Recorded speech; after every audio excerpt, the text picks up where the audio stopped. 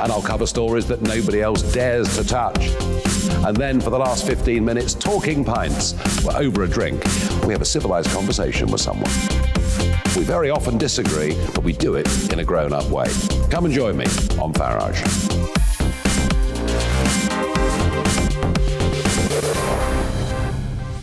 I'm Dan Wootton. Join me Monday to Thursday from 9 to 11 for the feistiest and most fun news debate on TV, where free speech reigns. I'll bring you a sharp take on the day's biggest stories, bombshell newsmaker interviews, and A-list guests.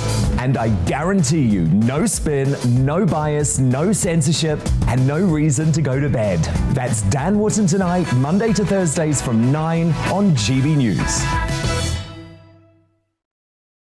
Hello there, I'm Eamon Holmes. And I'm Isabel Webster. And we hope you can join us for Breakfast with Eamon. And Isabel. You make me laugh out loud, belly laugh. Is that important first thing in the morning? Yeah, absolutely. And there's me trying to be deadly serious.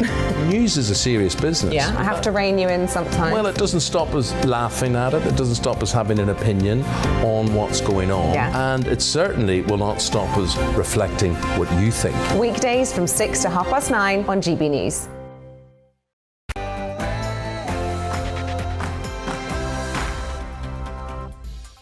Hello and welcome to the very first We Need to Talk About of 2022 with me, Alex Phillips. Now, you may have noticed I've moved house and set up camp at 2 o'clock, rolling out the pink carpet across a whole hour, where I get to talk about the thorniest issues of the day from an unapologetically female perspective. But before you reach for the remotes, Derek, or roll your eyes, Kenneth, or hammer out a Mr. Disgruntled from Kent email, I urge you to stick around and lend an ear to the things that are really taxing women folk today. Because when you get to the point that the word cervix is taboo, we're in trouble and we really need your help. Because the big things affecting women and girls also affect you. From a porn-obsessed society to the sudden onset of a pronoun pandemic, the constant erosion of the values that once held society together is the biggest battle of the 21st century. Yeah, we get that you have no idea what you're supposed to do, because frankly, neither do we. This programme is going to tackle taboos. We're not woke woman's hour, nor a tittering Tupperware party. You might even enjoy having an ear on the inside of a sorority, and there's no need to self-identify to join us. I'm going to have a rota of fierce females to unapologetically unleash what's on their minds, but also remind us that it's far better to laugh than to cry. So, dust off those Mary Whitehouse books and pour that cheeky lunchtime Chardonnay, because we need to talk about oh so much.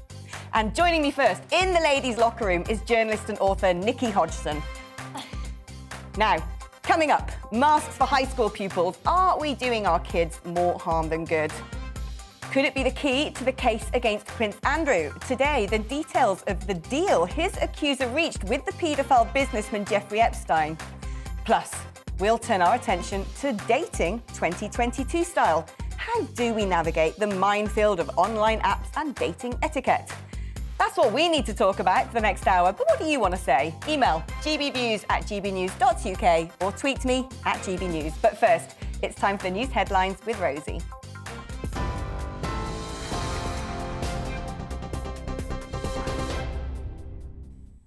Good afternoon, I'm Rosie Wright. This is your news at 2 o'clock. Boris Johnson is warning the NHS faces considerable pressure over the coming weeks. The Prime Minister says although Omicron is plainly milder than other variants, it continues to surge through the country. Mr Johnson is ruling out a reduction in the self-isolation period to 5 days, claiming the risk of an infectious person returning to work is too high. On a visit to a vaccination hub in Buckinghamshire, he urged everyone who's not yet had their booster jab to get one. I want to make a crucial point to people who are thinking about getting their booster. There are still quite a lot of people who have had 2 jabs but haven't had the third. A third jab really does make a big difference. There are 2 million slots just this week to get your booster, so get boosted now. It can make all the difference in the world. The majority of people who are in ICU, sadly, have not been vaccinated, and certainly the vast majority, about 90%, have not been boosted. Secondary school pupils in England are being told to take COVID tests before starting the new term. Face masks will also be mandatory in England for school students for at least the next 3 weeks. And classes may be merged if too many teachers are off sick. The new rules are being introduced by the Education Secretary to try to curb the spread of Omicron. Nadeem Zahawi says schools must do everything they can to protect face-to-face learning.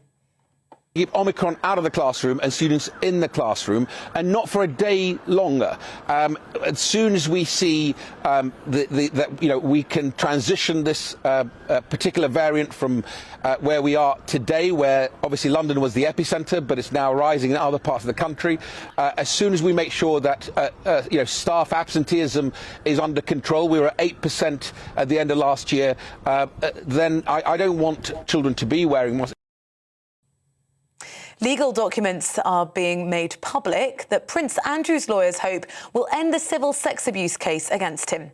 The Duke of York's legal team say the proceedings should be thrown out because of a 2009 settlement between Virginia Giuffre and convicted sex offender Jeffrey Epstein. Ms. Giuffre alleges that Andrew sexually assaulted her when she was 17. The Prince denies any wrongdoing. Royal commentator Jenny Bond says Prince Andrews is not facing a criminal trial. This is a civil law case, and a judge, and if it comes to it, a jury will rule. And I think the man is innocent until proven guilty. That is the way we work, and we should be careful of that.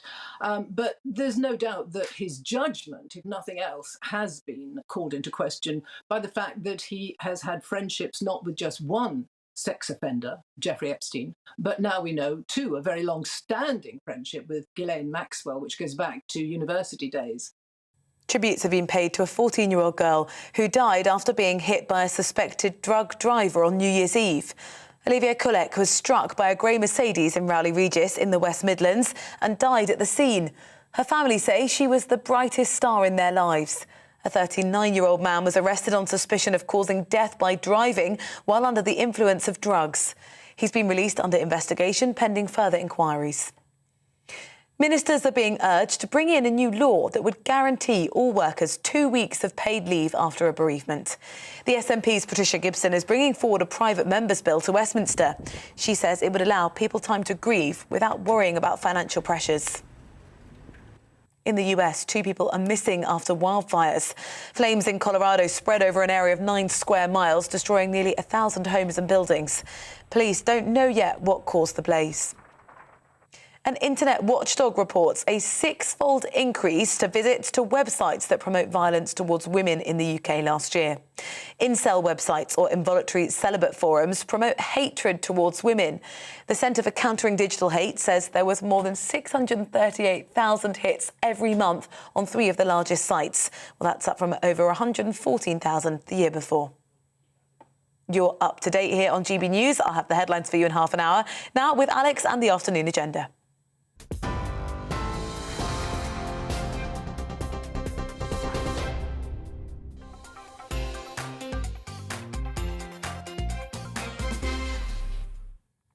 Well, this is my view, but I'm increasingly convinced that this government hates children.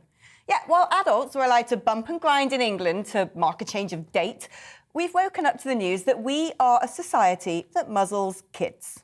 Masks in classrooms are back. Well, for at least the next 3 weeks, and I'm appalled.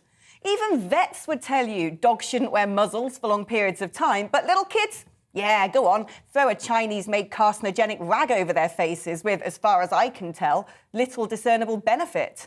Well, according to the Education Secretary, a government study of 123 schools suggested mask wearing made a difference to transmission. Show me the receipts, Zahawi. But even if that is the case, should we really use kids to protect adults? For those that breeze through mask wearing and triumphantly sport them as a badge of honour, there are plenty who really struggle with them. Look, if social services came across a child forced to wear a mask all day long before the pandemic, I'm pretty certain they'd have raised some serious safeguarding concerns, right? So today, we really do need to talk about masks on children. Well, let's talk now to Laura Dodsworth, who is author of A State of Fear, How the UK Government Weaponised Fear During the COVID-19 Pandemic. Laura, as if I didn't know already, what's your view when it comes to masks on kids? You can't guess, can you? Well, I think the problem is that by this stage, it's very clear that masks are about values and they're about signals rather than the evidence. Back in a select committee hearing last year, David Halpin described masks as a signal.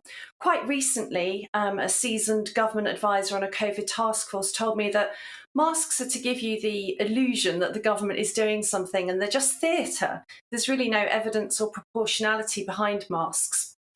Now, some people might think that masks are quite a low-cost way to prevent transmission, but if there's no evidence, I think it's unfair that we're forcing children to carry this burden. Last year, children in the UK suffered the second longest absence from school during the lockdowns in all of Europe. So keeping schools open is incredibly important, but it shouldn't be at the expense of children and having to follow an unevidenced non-pharmaceutical intervention, which is really about pandering to obsessed teaching unions.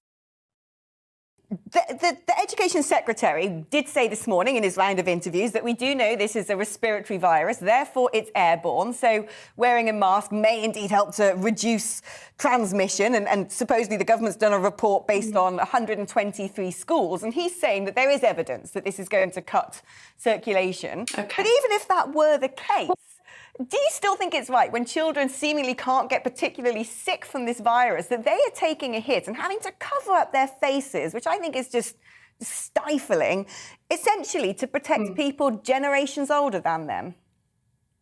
Okay, well, let's tackle the evidence and then let's tackle the harms for children. First of all, on the evidence, I think it will really surprise people who've come to believe that masks are effective at stopping transmission, but there is no good quality evidence that masks work. What Nadeem Sahawi is talking about is an observational study, which is considered low quality evidence. We haven't seen it yet. Parliament hasn't seen it yet. He says it's due out in the next 48 hours. Now, the reason that is important, though, even though it's not the gold standard, it's not a randomised controlled trial, is the World Health Organization does say that governments and public health authorities must monitor the effect of children wearing masks. And the reason they say that they must do that is because there are harms, and the most important consideration is to do no harm to children. And the World Health Organization itself says that the evidence is limited. Now, the question to ask is how many people would have to wear masks in classrooms for one person not to be infected? There's no quantifiable data for that. Therefore, I don't think there's really any sufficient evidence to impose masks on children. Masks are not no cost for children. Several studies quoted by the World Health Organization find there are factors such as warmth, irritation, breathing difficulties, discomfort and distraction that affect children. For children with learning difficulties or who are deaf or have auditory problems, obviously the problems are far more serious and distressing. I mean, our Prime Minister himself said that the idea of children wearing masks in classrooms is nonsensical. That's completely obvious to everybody.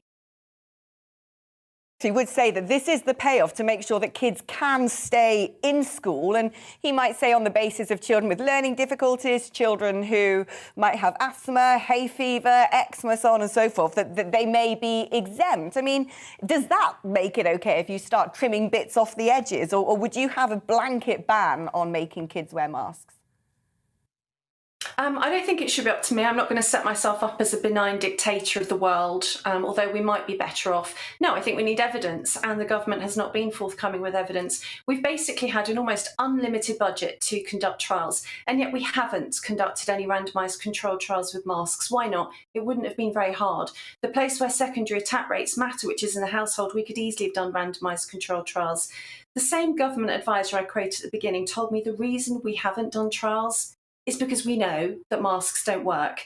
They're a very obvious signal. It makes it look like the government is doing something. So no, I think this is completely unfair to children. And I say, and positioning it as schools staying open at the expense of masks is a logical fallacy, because unless there's evidence that masks help, it's just fallacious to say that we need to do it in order to keep schools open. I think this is really about pandering to teachers' unions. And the problem is that by introducing masks when there was no evidence, they've now been set up as this important intervention when they're not.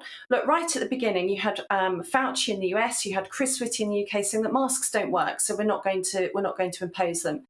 Then masks were introduced as an intervention, and the backpedaling is beginning. Somebody called Dr. Leanna Wren, she's a CNN medical advisor and former CDC, she described cloth masks recently as facial decorations. We're basically asking people to decorate their face with something which is highly uncomfortable at the expense of learning, socialisation and communication.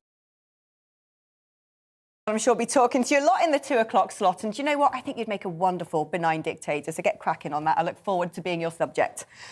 Well, let's talk to my studio guest today about this, Nikki Hodgson. I find it really Dickensian, this idea of forcing kids in classrooms to wear masks. Where are you on it? I think what's really troubling about it is the fact that because we don't have enough compound evidence at the minute and workplaces are making their own decisions about whether their employees should wear masks or not, there are lots of people that aren't wearing masks, adults that aren't wearing masks on a day-to-day basis, you know, specific situations like getting transport. But, you know, in a day-to-day office environment, they're not wearing them. So why on earth are our children? That's the contradiction that I can't get my head around. But it seems to me that this is all about transmission. The government have said that, you know, they've done this report based on 123 schools, and they're saying that the masks do limit transmission. That might be because it sort of changes social behaviours and enforces things like social distancing. Who knows? Maybe it makes people just stay off school. But my argument still is, well, if you're so worried about transmission, why are you putting all of that focus on kids in classrooms when, as you said, adults seem to have a different set of rules, have a lot more agency in all of this. And surely we're therefore expecting children who aren't at high risk of this disease themselves to carry a massive burden for adults who, frankly, have other options if they are vulnerable to protect themselves. It's really tricky, isn't it? I mean, I suppose one of the other things I was thinking about today is that you know, we've had this huge debate about whether under 18-year-olds, you know, sort of 12 to 16-year-olds should be able to get the vaccine and whether they should be able to choose that, whether they should have agency in choosing to have the vaccine or not. So we agree that they might have some agency in that capacity, but when it comes to masks, we don't give them agency. So, you know, if somebody rocks up at school today and they're 14 and say, you know what, I don't want to wear a mask for these reasons, will that be listened to? Probably not. But if they said, I want the vaccine for these reasons, that would be listened to, and that's a contradiction. Yeah, I mean, one thing that always befuddles me in this debate as well is there seem to be 1,000 different types of mask out there. Some look really effective, like, you know, you could remove asbestos wearing them. And others, frankly, look like they don't do anything. But they're not stipulating what type of mask. And I also worry a lot about some of the masks out there, mass-produced in developing world countries. I mean, what's in them? What sort of chemicals are in them? Are they good for our health? Inhaling little fine microfibres from these things? Well, I mean, we talk endlessly about the problem of plastics and certain chemicals in plastics. Phthalates, for example. I don't know, are they present in some of the masks that we're wearing? Well, we should have probably thought about that before we started having them this close to our faces all the time, shouldn't we? I mean, I'm not against mask wearing in myriad situations, actually. There are lots of reasons why I think it would be good to wear one. And like we say, we still don't have all the evidence to make a really good decision about whether we should be having them or not. We know that the government isn't going to kind of do a U-turn on it because they can't be seen to be shooting themselves in the foot with something they've said. They do love a U-turn, don't they? They do love a U-turn, but has Boris got any more U-turns left in him, is what I keep thinking. So, you know, it's not, I'm not blanket against masks, but I don't like the idea that children are carrying the card for us. No, I don't either. Nikki, thanks so much. I want to know what you guys think as well. So you can email me, gbviews@gbnews.uk. You know that address. You can also tweet me @gbnews. Well, now it's time for a new section of the show where we doff our fascinators to the imagined matriarchy as we go about building our very own Womanifesto.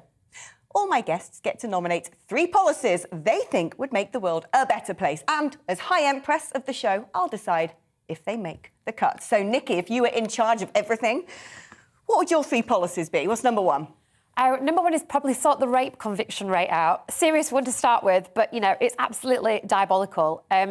Prosecutions for rape, bit different, are only at 1.6%. That's the lowest they've ever been. And convictions are pretty low. They're on their kind of second lowest year as of 2021. What is it about our society that we cannot prosecute and convict rapists and people that commit sexual assault? It is a massive, massive problem. It's a huge problem. It's a debate I'm fascinated with because we're hearing increasingly about rape culture in schools, and that scares me. That really scares me. And I put a lot of this down to the fact that we've become such a hypersexualized society. You just have to see in the role models kids have today.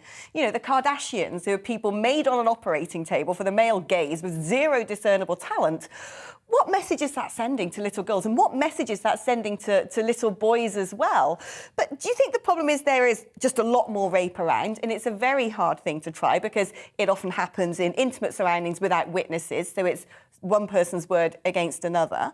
Or is it that our legal system just hasn't looked into how we can manage this? It's a few things, I think. I mean, I don't think it's necessarily that more rape is happening than it was 100 years ago. I think what's happened is that we've got higher standards for our society, which is a good thing. We don't accept sexual violence the same way that we did 100 years ago. You know, when we introduced the law to say that it was now illegal to rape somebody within marriage, you know, that was only in the 1990s. It's kind of crazy thinking it was so recent, but the Victorians wouldn't have had that view. So that's important to say to start off with. But then it's how we go about collecting evidence and trying people. I mean, I was raped a few years ago and went public about it and told my story. But at the time, the reason it was so tricky is that I didn't know that if you didn't report it within 30 days, any TV evidence that might be around would have been destroyed. I didn't know that if somebody had touched me, I had to take my clothes off and put them in a paper bag, not a plastic bag, to preserve the evidence. These are not things that were generally told. So by the time I came comfortable enough to report it to the police, all the evidence they needed had been obliterated and there wasn't any of it left, so we couldn't have a conviction. And I must be one of thousands, I know I'm one of thousands of people who've been in exactly the same situation. And then the other thing is that in recent years, increasingly courtrooms have been looking through WhatsApp evidence of communications between people. Now, the problem with this is that if you say, OK, fine, take my phone away, and somebody goes through the messages you might have had with somebody you met on a dating app, which might be sexy, because that's, you know, that's how people communicate with each other sometimes, that has counted against women in particular in trials because we still sexually judge women to a different standard. So none of the ways that we are approaching, prosecuting and convicting rapists works at the minute. No, I agree. Do you know, we're keeping that policy. We love it. Straight in the Womanifesto. What's number 2? Number 2 is don't ask people if they're pregnant. Women is but no, this is a personal one for me because, full disclosure, I'm not pregnant. I don't even know if I ever will be or if I ever want to be. But at Christmas, I had a picture taken on Christmas Eve. I had been eating a few pies, Christmas pies, you know, mince pies, and I was stood at a weird angle and it was satin, which is never the most flattering fabric. I put a picture on my Instagram with my, you know, friends and family, and immediately got this slurry of replies saying, "Oh, when's the baby due? Are you pregnant?" No. I just had to laugh though because I got married in November 2020. It was a sort of lockdown micro wedding, and we meant to have a big wedding that got cancelled. But since I've got married, people's interest in my reproductive future has just gone off the charts, and they never asked my husband. So I'm just so fed up of it. It's the thing. I hit the grand old age of 38 on Boxing Day, and you get that sort of like, well, you know, you're cracking on with it then. Absolutely. And it's like, oh, leave me alone. Yeah, no, I like it. That's in the manifesto. Womanifesto. OK. Now, the third one, I think, is about... I can't remember. Oh, my gosh, what is it? Hang on. I don't want to say my trigger. Affordable childcare, there we go. I'm being told in my ear. Thank you, everyone. Other women paying attention today. Affordable... This is interesting, because it kind of ties in with all of it, doesn't it? I always think it's crazy that we live in a world where you have breakout spaces and basketball hoops and rooftop bars in new offices, but nowhere to put kids. Absolutely. And maybe this is part of the reason why I don't want people to ask me if I'm pregnant or consider it, because I couldn't afford to have a baby anyway. I think what is really damning about affordable childcare is the fact that we are a very wealthy country. We've got great infrastructure. We know how to look after children, and yet we don't do it. And one of the last kind of bastions for women is the fact that they cannot afford to put their kids in childcare and to carry on working. Most women will tell you that even if they go to work, even if it's full-time, not alone part-time, that their wage barely covers the cost of childcare. That doesn't make any sense. What are we doing in raising the next generation of kids if we aren't helping people to, you know, afford to have them? It's just ludicrous. Do you know what? It's almost as if birth was invented yesterday, isn't it? Nikki, 3 great policies. They're all in the Womanifesto, so congratulations. Time for a break now. You probably need one, right? But first, here's the latest weather forecast. It's time to remind ourselves there's always another winter. Canary Islands sponsors the weather. Well, looking ahead to this evening's weather, and the UK is looking, well, largely dry in the south with some rain and hill snow further north. Let's take a look at the details. Zooming into the southwest there, and whilst it will be largely dry, it's also a little bit cloudy this evening. Remaining mild, though, with temperatures still in double figures. There we go, off to the southeast of England, and East Anglia will also be dry this evening, but again, with a fair amount of cloud across the area. There'll be some outbreaks of rain across Wales as we end Monday, but northern areas may also see some clear spells develop. Now, on to the Midlands, and this evening should be largely dry, although southern areas will remain cloudy and mild. Got to catch up with myself there, we're just in the Midlands as I speak. Now, zooming up to the North Midlands may see some clear spells, but here it will be a little colder. Moving up to northern England, and we will see a band of rain and hill snow move southwards across the area.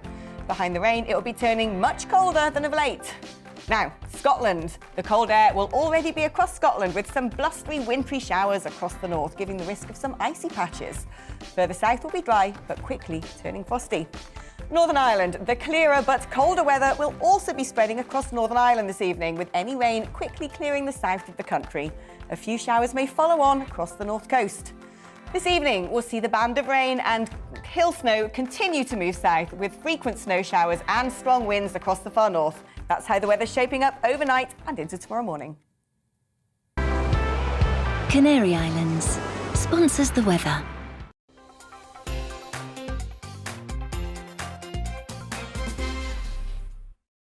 Hello there, I'm Eamon. And I'm Isabel. And you're watching the GB News digital stream across the United Kingdom. And around the world. If you're here in the UK, you can also watch us on your TV screen. GB News is Freeview channel 236. On Sky, we're channel 515. 626 on Virgin Media. Just remember, you might need to retune your TV to watch the channel. Yeah, and if you are doing that, find out more about retuning by going to gbnews.uk.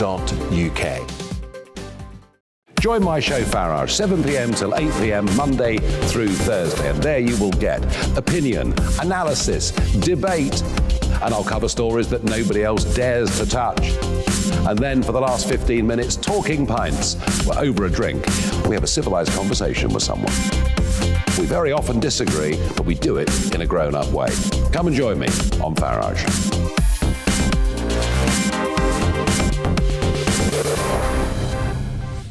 I'm Dan Wootton. Join me Monday to Thursday from 9 to 11 for the feistiest and most fun news debate on TV, where free speech reigns. I'll bring you a sharp take on the day's biggest stories, bombshell newsmaker interviews, and A-list guests. And I guarantee you, no spin, no bias, no censorship, and no reason to go to bed. That's Dan Wootton tonight, Monday to Thursdays from 9 on GB News. Hello there, I'm Eamon Holmes. And I'm Isabel Webster. And we hope you can join us for Breakfast with Eamon. And Isabel. You make me laugh out loud, belly laugh. Is that important first thing in the morning? Yeah, absolutely. And there's me trying to be deadly serious. News is a serious business. Yeah, I have to rein you in sometimes. Well, it doesn't stop us laughing at it. It doesn't stop us having an opinion on what's going on. Yeah. And it certainly will not stop us reflecting what you think. Weekdays from 6 to 9:30 on GB News.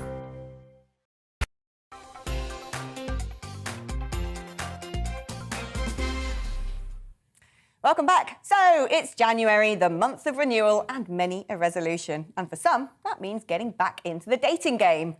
Well, fortunately, we have an expert and the author of The Curious History of Dating, from Jane Austen to Tinder, right here in the studio, our very own Nikki. It's very much on your mind, isn't it, Nikki? Tell us.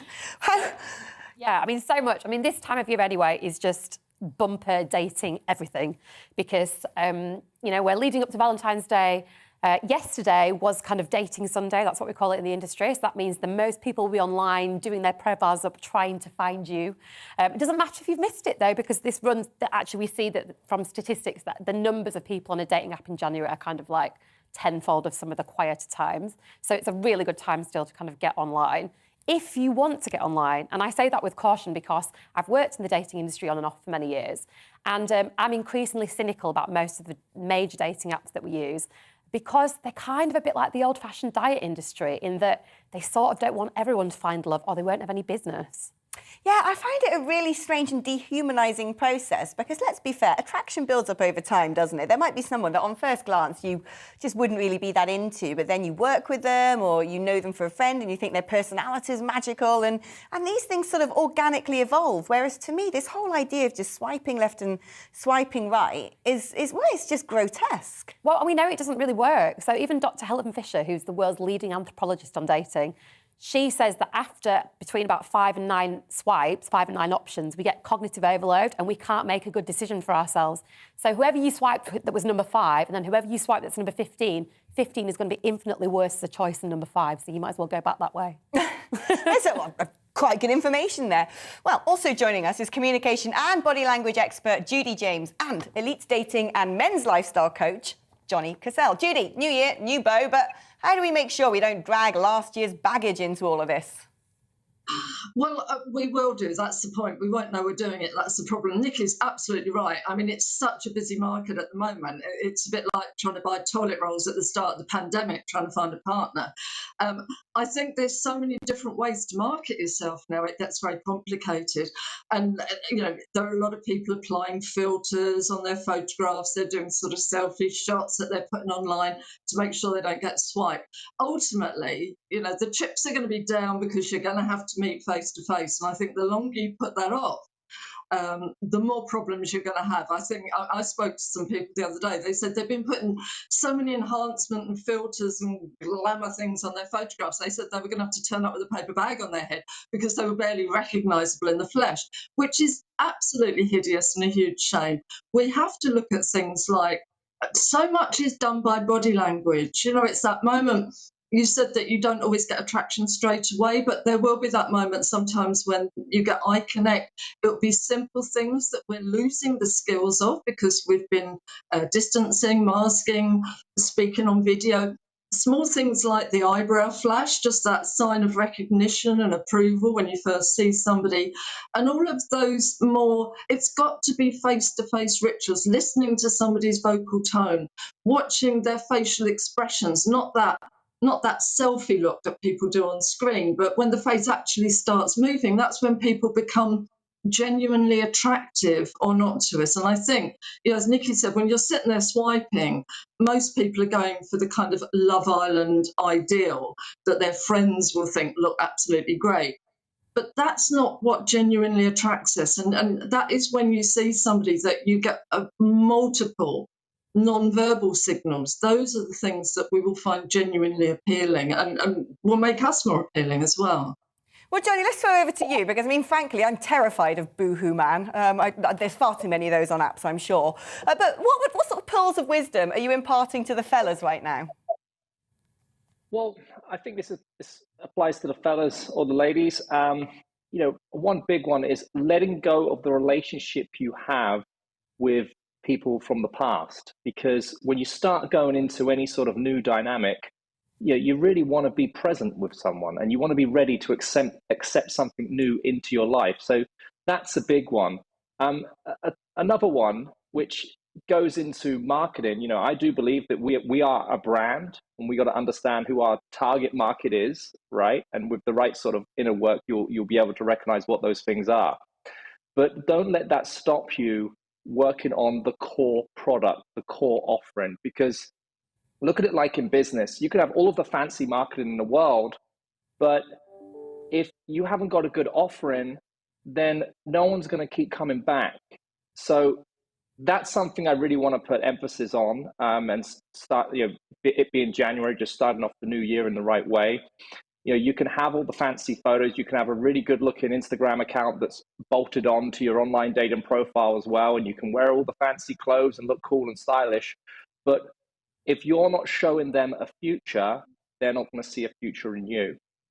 It's interesting you say the word future. Nikki, I'm going to come back to you. Do you think that we live in this really disposable society now because there's so much choice out there that people, I mean, it's a known thing that people are waiting far, far, far longer to settle down. Is that because we've got a glut of choice? And actually, that's bad for us. Well, it's kind of twofold. There definitely is more choice and it's definitely more complicated to find someone as a result of that. But the fact that we're waiting longer tends to indicate that we're actually making better choices when we do. So when we finally settle down with someone, we tend to have thought about it a bit more. So there's actually more chance that it will last. So those things kind of contradict each other. But obviously we know that the marriage rate is way down and, people mainly having children outside of wedlock now. So actually thinking about being together with someone forever, maybe marriage is the thing that's kind of had its day, not dating. Yeah, well, can I just say thank you, Nikki, Judy and Johnny, for imparting your pearls of wisdom to people out there who are single and ready to mingle. And good luck if you are. I certainly can't be bothered. Well, there we are. Dating in the new year. We're going to be back with lots more after a short break, so don't go anywhere.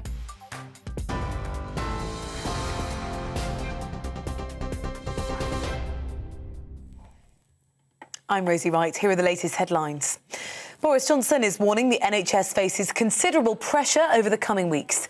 The Prime Minister says although Omicron is plainly milder than other variants, it does continue to surge through the country. Mr Johnson is ruling out a reduction in the self-isolation period to 5 days, claiming the risk of an infectious person returning to work is too high. On a visit to a vaccination hub in Buckinghamshire, he urged everyone who's not yet had their booster to get one. Majority of people who are in ICU, sadly, have not been vaccinated, and certainly the vast majority, about 90%, have not been boosted. Secondary school pupils in England are being told to take COVID tests before starting the new term. Face masks will also be mandatory in school for students for at least the next 3 weeks. Classes may be merged if too many teachers are off sick. In other news now, legal documents Prince Andrew's lawyers hope will end the civil sex abuse case against him are going to be made public. The Duke of York's legal team say the case should be thrown out because of a 2009 settlement agreement between his accuser, Virginia Giuffre, and convicted sex offender Jeffrey Epstein. Prince Andrew denies any wrongdoing. A 15-year-old boy has been charged with the murder of Zayan Emawalina. Zayan, also aged 15, was fatally stabbed in a park in Croydon last Thursday. The defendant will appear at Bromley Magistrates Court on Tuesday. You're up to date. I'll have more for you at 3 o'clock.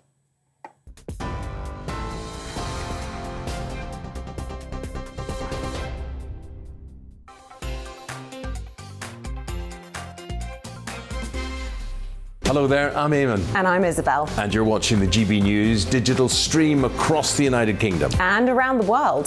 If you're here in the UK, you can also watch us on your TV screen. GB News is Freeview channel 236. On Sky, we're channel 515. 626 on Virgin Media. Just remember, you might need to retune your TV to watch the channel. Yeah, and if you are doing that, find out more about retuning by going to gbnews.uk.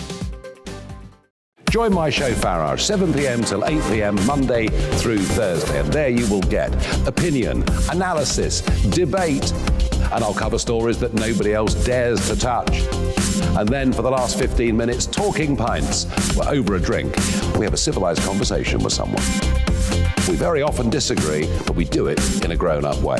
Come and join me on Farage.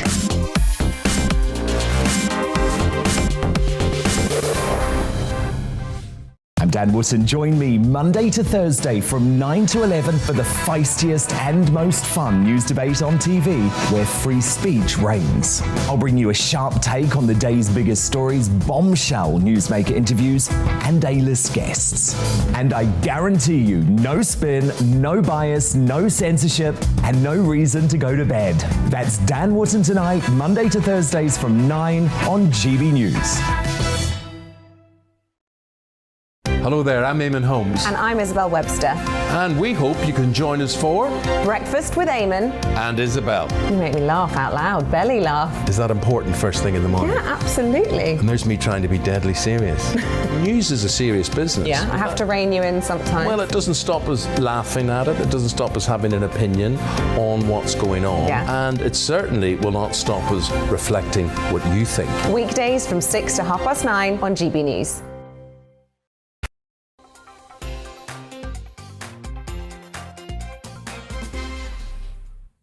Now, for the first time today, a deal made between Virginia Roberts-Giuffre and the sex offender Jeffrey Epstein will be made public. It could have ramifications for the civil case brought by Giuffre against Prince Andrew. The Duke of York's lawyers believe it could release him from liability. Virginia Roberts-Giuffre claims the prince sexually assaulted her when she was 17, and he denies the claims. Well, our reporter Ellie Costello is outside Windsor for us. Ellie, what's the latest?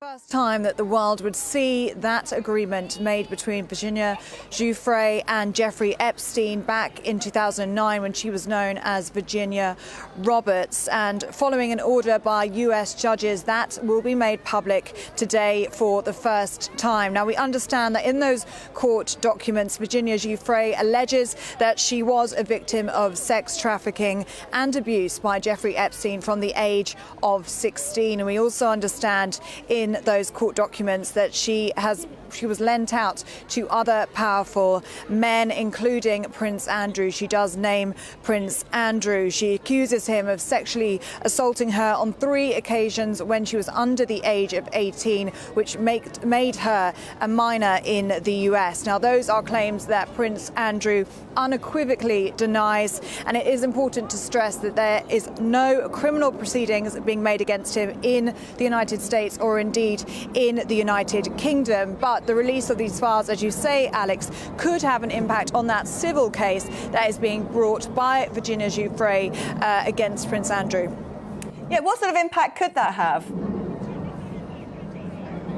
Well, Prince Andrew's legal team are busy preparing now for a virtual court hearing in New York tomorrow. They want that 2009 deal to mean that this civil case will be dismissed. And that's because they say that by agreeing to this deal with Jeffrey Epstein in 2009, that meant that Jeffrey Epstein as an individual could not have any claims brought against him, and other individuals as well would be released from those claims too. Now, Prince Andrew's lawyers argue that Prince Andrew should be amongst those individuals. They also argue that Giuffre no longer lives in the US, so they do not have, that court does not have jurisdiction over this case anymore. But what do we know about the civil case? Well, we know that Miss Giuffre is suing the Queen's second son. Again, this isn't a criminal case, this is a civil one. She is suing for damages, and she claims that Prince Andrew sexually abused her when she was a teenager. Now, these are unspecified damages, but it is reported that it could be in the range of millions of dollars. She claims that she was trafficked by the disgraced financier Jeffrey Epstein to have sex with Prince Andrew when she was aged 17 and therefore a minor in US law. And those are all claims that Prince Andrew denies. Now, the judge could order that that case does go ahead. He could refuse to have that civil case thrown out tomorrow, and that would mean that Prince Andrew does face a trial in September or October of this year, and that would mean that he would have to make the stand and make a statement under oath. Now, that is something that Prince Andrew and his lawyers will be looking to avoid, although he has said he will cooperate with any US authorities with any investigation that needs to take place. I mean, last year was a tough old year for the Queen, wasn't it? Losing her husband, Megxit. This is going to impact on her dreadfully, isn't it, surely? Of course, I mean, this will be a difficult and stressful time for any family that is going through a court case, but the Queen, this is what most of the press have for a long time reported, this is her favourite son.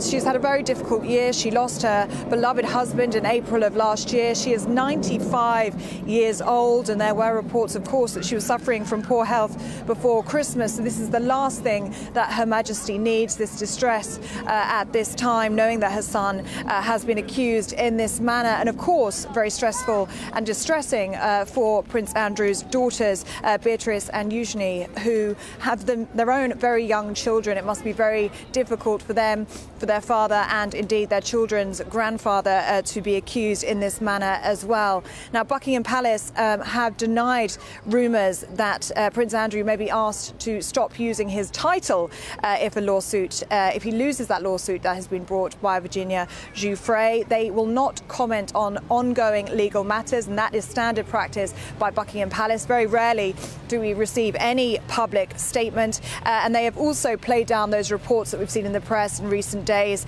that Prince Andrew may have to step back from his military roles as Colonel-in-Chief of 9 military regiments. And of course there were those parallels being made between Prince Harry, who had to step down from those military titles as he stepped down from being a senior royal, but Prince Andrew's lawyers would say he has not been found guilty of any crimes, so those titles will remain in place. But he has stepped back from royal duties after that 2019 Newsnight interview, that extraordinary interview where he denied ever knowing Virginia Giuffre, ever meeting her, and definitely having any sexual contact with her. He denied all of those claims. But this case will have an impact on the reputation of the prince. It already has, with close friends Jeffrey Epstein and Ghislaine Maxwell now convicted abusers. And this is yet another reason why lawyers will be hoping that this civil case between Virginia Giuffre and Prince Andrew will be dismissed tomorrow. And this obviously all comes after Ghislaine Maxwell was found guilty. But what sort of real-world impact is that now going to have on Andrew? Yeah, so the British socialite Ghislaine Maxwell was convicted of grooming teenagers for Jeffrey Epstein last week, and she now faces the rest of her life in jail. And there were questions about whether she would name other individuals involved in order to lessen her sentence. And her brother Ian Maxwell has been speaking to the press. He says that Ghislaine maintains her innocence and she will not be cutting a deal with prosecutors. She will not be naming individuals in order to shorten her sentence. Now, a very important thing to note, Alex, is that it was Maxwell that was on trial. It is only the trial that this applies to, but it does mean that one of Prince Andrew's former closest friends is now a convicted abuser. And his lawyers will be hoping, or would have hoped, that Ghislaine Maxwell had been acquitted, because then that would have immediately undermined Virginia Giuffre's claims. But that, of course, didn't happen. Miss Giuffre's lawyers can now go into this civil case against Prince Andrew, saying that it's now beyond reasonable doubt that Maxwell played a role in Epstein's abuse, and Maxwell and Prince Andrew were once very close friends. So, Alex, it is clear that Prince Andrew's relationship with Ghislaine Maxwell is now just as significant to this civil case as was his relationship with Jeffrey Epstein. Ellie, thanks for getting us up to date, and do keep us informed about all the trials and tribulations that are set to follow. Ellie Costello there, who is talking about the ongoing saga with Jeffrey Epstein, Ghislaine Maxwell and, of course, Prince Andrew. Now, today, we've been talking about masks for school kids. They're going to be wearing them in high schools in England for at least 3 weeks, and you've been sharing your views. John says the Education Secretary and Prime Minister are weak in mandating mask wearing by school kids. They have relented to the hard-left National Education Union and Mary Boustard. It will do a lot of harm to the kids. Dougie says, I have mixed opinions on this, but you may have forgotten that children are without doubt carriers, and protecting teachers, admin staff, caterers and others who work in schools is not a bad thing. Vivian says, glad you're bringing up this atrocious business of children and masks. There isn't enough evidence that masks offer protection from viruses. It was obvious from April 2020 that COVID had become political ideology. And Sue puts it really quite beautifully and simply. There is absolutely no way that I would agree to my child wearing a mask all day if they didn't feel comfortable wearing one. It's barbaric.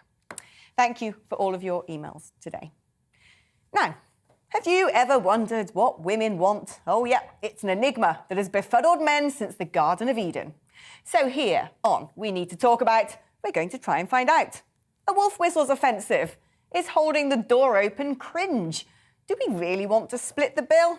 It's time for the daily trigger warning. So let's go back to today's guest, Nikki. Right, trigger warnings. What really gets your goat? Oh my gosh, without a doubt, it is spitting on the street. Who needs to do it and why? Oh my God, especially now because of COVID, I mean, there's even less reason to spit because people have all got so very sensitive about what we do with our mouths and noses in public and whether we've got a mask on or not, whether we agree with wearing them or not. But it is a particular man that thinks it's kind of, I don't know, masculine to spit on the street after they get off a bus or as they're walking their dog or passing you at the corner shop. Please stop. It gets my goat and it doesn't make you look sexy if that's what you're trying to do. Do you know, I don't know where you hang out because I don't seem to see lines of men gobbing up all over the pavement, but, you know, maybe it's your part of London. But what I don't understand is when men decide to urinate in public places, you see them stagger out of Wetherspoons like they can barely be upright and straight behind a skip. Oh my gosh, there are urinals inside. That is another one. I think probably everyone I've ever been out with or dated, including my husband, I've banned from peeing in public because it's just not on, is it? It's grotesque, isn't it? There's no need for it. But where did this habit come from? Because I think there's sort of like, there's a division as well in sports, isn't there? You know, when people are doing the marathon or whatever and they sort of gob out a long string of saliva, you kind of get That's it a bit different. You kind of, it's you kind that of get casual it a bit. spitting because you've just... But in football, they're always at it, aren't they? Well, football doesn't bother me as much because I think, well, there's probably there's a designated physical reason why they might want to kind of clear the mouths. But it's more that, oh, I've just got off the bus, I've just downed a can of WKD or a bottle of WKD, and now I need to spit on the street right in front of where you're about to stand. You know, my dog is better behaved than that, to be honest. So I agree with you. Spitting on the street, male or female, male or frankly, female. I am not it's actually. frankly I'm not grim. stipulating the And gender. anecdotally, I once lived in China, and they love a bit of spitting over there. It's a known thing. When you go to China, they're always like harking it up and gobbing it out. It's some sort of strange cultural practice. Well, maybe I've just got the wrong end of the wrong stick with the wrong culture, and I find it offensive. Is this something that you think is increasing in life? Is this sort of, you know, peppered your existence since childhood, or is this a sort of Y2K problem? That is a really good question. No, I think it's, well, obviously everyone can tell from my accent, born and bred in Yorkshire. It's since I've come down to London from Yorkshire. I don't feel that in Yorkshire we do it as much. I mean, I certainly don't, but other people don't.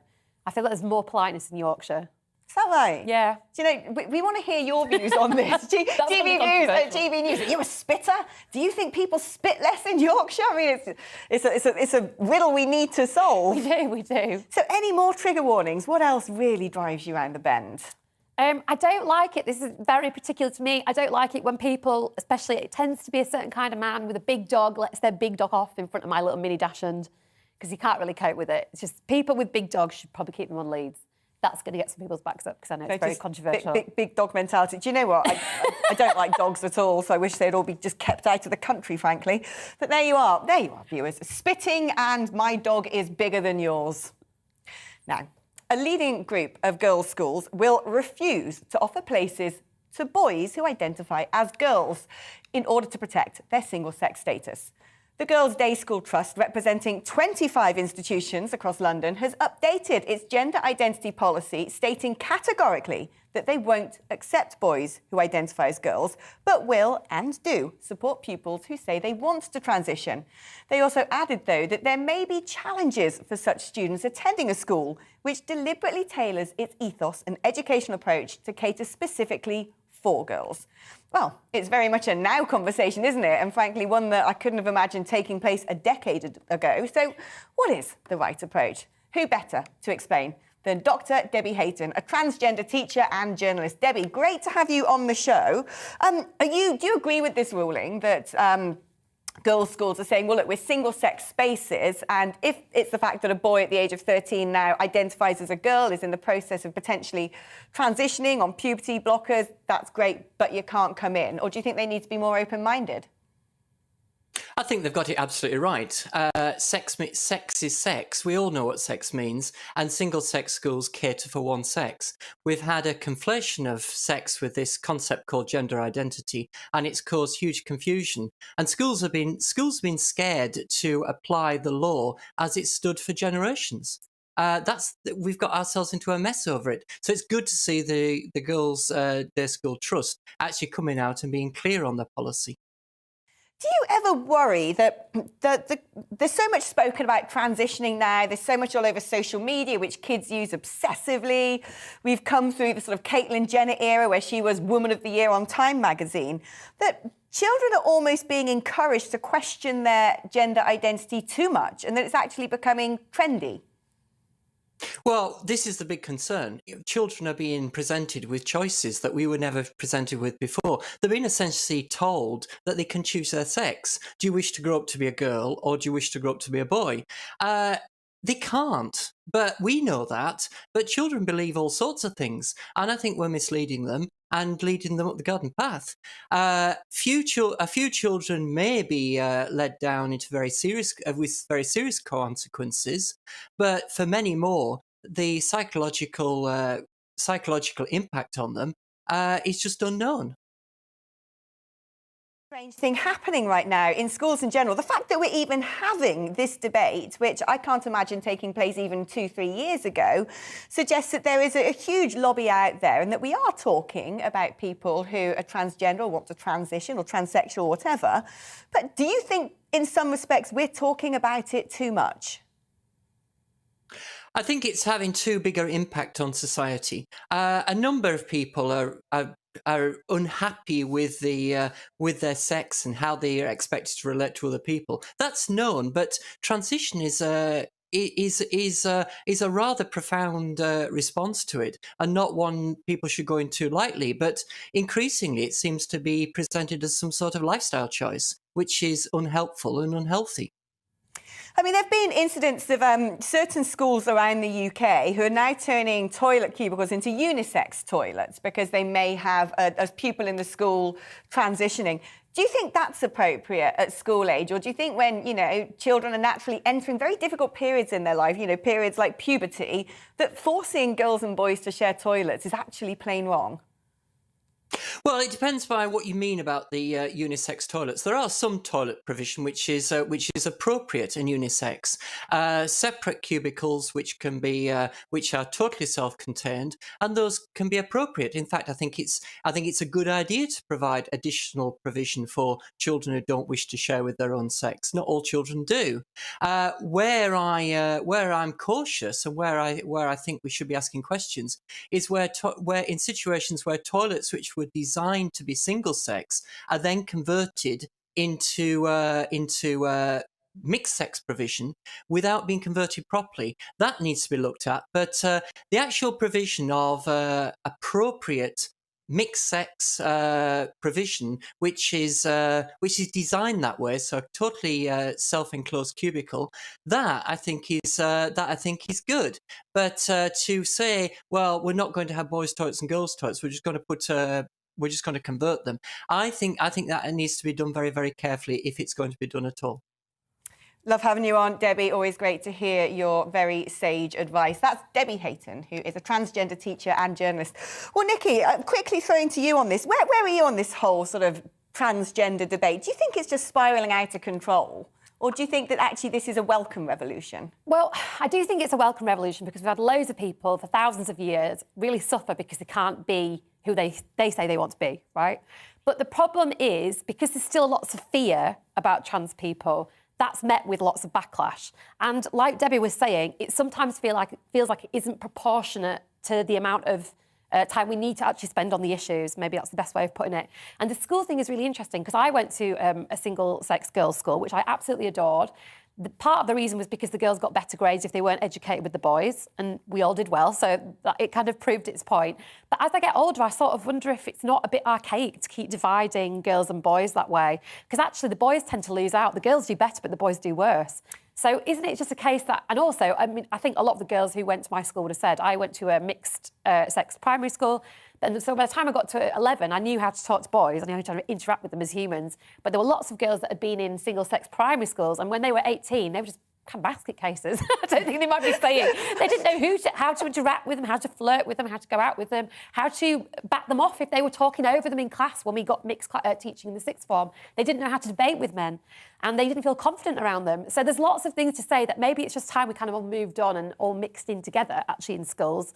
I mean, I think what's really important to say about this conversation today is that the Schools Association has made a very important point, which is that any of the pupils that are trans that are in the school system already won't be forced to leave. You know, they're going to be looked after. They're going to be. It will be up to them if they want to stay in the school or not. And I think that's got to be a really, really crucial element of this, because what we don't want is a culture of fear and abusiveness around being trans and people coming out as trans.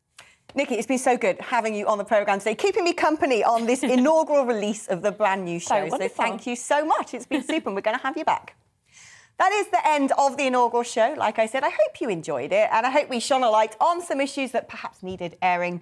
I'm going to be back again, same time, same place from tomorrow. But coming up after the break, it's the wonderful Darren McCaffrey with The Briefing. But from me, cheerio, have a great afternoon. It's time to remind ourselves there's always another winter. Canary Islands sponsors the weather. Well, looking ahead to this evening's weather, and the UK is looking largely dry in the south with some rain and hill snow further north. Let's have a look at the details. Zooming into the southwest, and while it will be largely dry, it will also be rather cloudy this evening, remaining mild though, with temperatures still in double figures. The southeast of England and East Anglia will also be dry this evening, but again with a fair amount of cloud across the area. There'll be some outbreaks of rain across Wales as we end Monday, but northern areas may also see a few clear spells developing. The Midlands this evening should be largely dry, although southern areas will remain cloudy and mild. The North Midlands may see some clear spells, but here it will be a little colder. Moving up to northern England, and we will see a band of rain and hill snow move southwards across the area.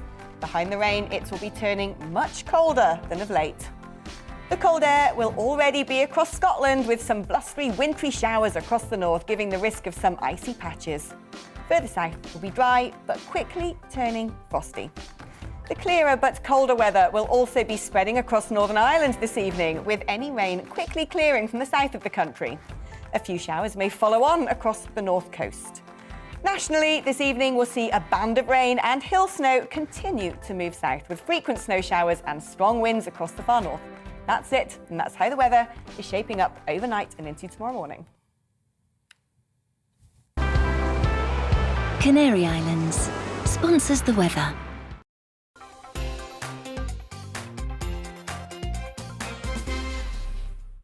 Hello there, I'm Eamon. And I'm Isabel. And you're watching the GB News digital stream across the United Kingdom. And around the world. If you're here in the UK, you can also watch us on your TV screen. GB News is Freeview channel 236. On Sky, we're channel 515. 626 on Virgin Media. Just remember, you might need to retune your TV to watch the channel. Yeah, and if you are doing that, find out more about retuning by going to gbnews.uk.